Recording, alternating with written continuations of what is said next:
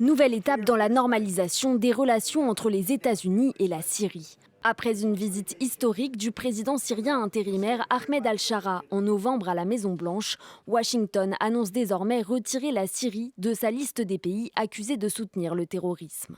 Une décision qui intervient 47 ans après l'inscription du pays sur cette liste noire.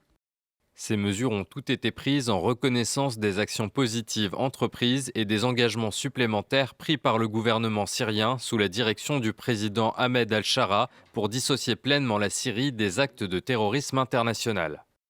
Les États-Unis annoncent aussi retirer de leur liste l'organisation Hayat Tahrir al-Sham, anciennement Front al-Nosra, un groupe affilié un temps à Al-Qaïda en Syrie et qui a été dirigé par Ahmed el-Shara.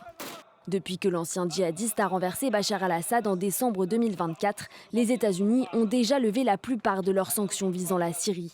Mais son maintien sur la liste des pays accusés de soutenir le terrorisme restait une source de risque juridique et de conformité pour les entreprises qui envisagent de s'y implanter. Avec cette nouvelle décision, les autorités syriennes espèrent voir la situation économique du pays se redresser.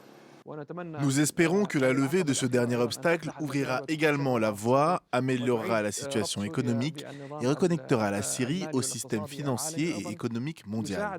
Cela contribuerait aussi à accroître les investissements et les flux vers le pays, d'autant plus qu'il n'existe plus d'obstacle à l'investissement, à la conduite des affaires et à la construction de la vie économique en Syrie.